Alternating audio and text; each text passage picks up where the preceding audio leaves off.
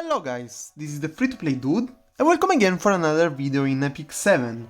And since RTA is ending in 10 days, I decided to make this little guide about the 5 strongest first picks in RTA, and I hope this can help you reach Master if you haven't already to get the skin, or just to push High Champion. Because I'm gonna explain you what things you have to look at for the first pick, because this is gonna be the most important pick of the match.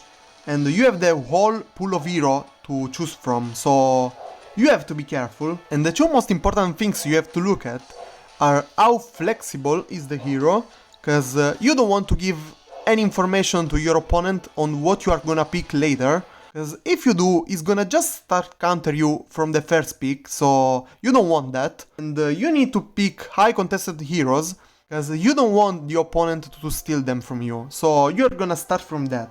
And before we go into the top 5, I'm gonna give you 2 honorable mentions that are heroes that are really strong as first picks, but they don't make the cut to the top 5. So, first of all, we have Ambitious Tywin.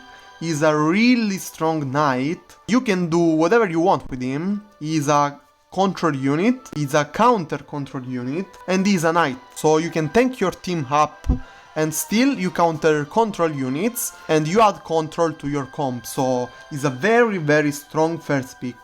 And you give no information to your enemy, cause if you pick him you can go control, you can go tank, you can go anywhere you want. And this might seem weird to some of you, but the second honorable mention is General Purgis. This guy is everywhere, people just first pick him in some matches, and the higher you go in RTA, the higher people spam this unit. He's very strong against cleave, but people just use him against even tank knights like Fallen Cecilia and Last Rider Krau, who use area skills, so they can just cycle turns so fast, and he even add more control to your comp, because he does 2 stuns, and he even gives attack buff to the whole team, so that's really strong. So you can pick him against cleave, you can pick him in 10 comps, and it just works. He's so strong these days.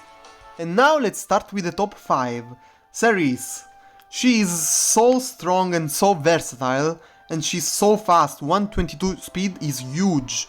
She can be used to counter cleaves, she can be used in 10 comps, she can be used in control comps, and she can even be used in cleave with the Sedum, so you're not gonna give any information to your opponent about what you are gonna do. And she's a strong counter against a lot of heroes, like all the combat readiness pushers, even the General Purgis. She destroys Purgis, and she can even be used to get rid of the immunity with the Fallen Cecilia teams that are so strong versus control units. She has a stun, she's low, she procs a double attack with S1, and she cycle turns so fast, so she is just a complete unit. She's very strong. And number 4 is gonna be Last Rider Krau. His dude is so strong and he's so solid.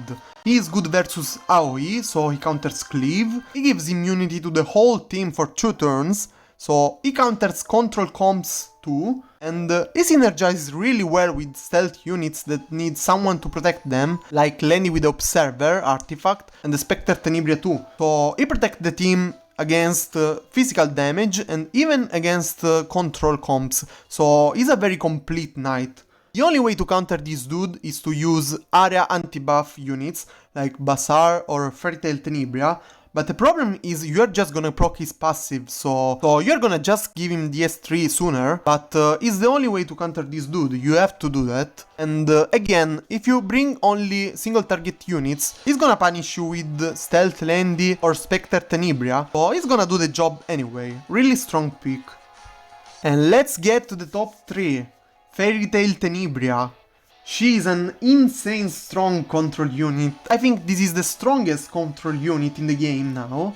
She is very fast, 115 is really fast for a control unit, and she counters all that teams that use buff on the team, cause she's gonna give you unbuffable and she's gonna cripple you so hard with S3 into S2.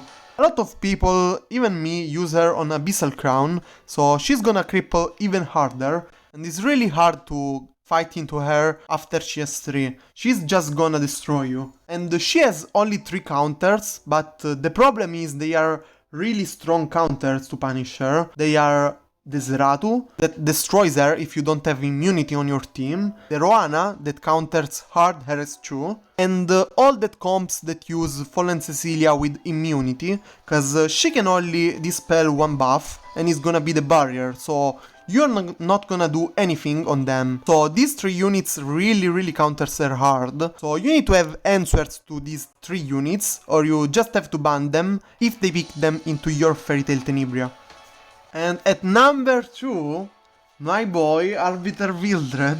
I think he's hands down the strongest units in the game.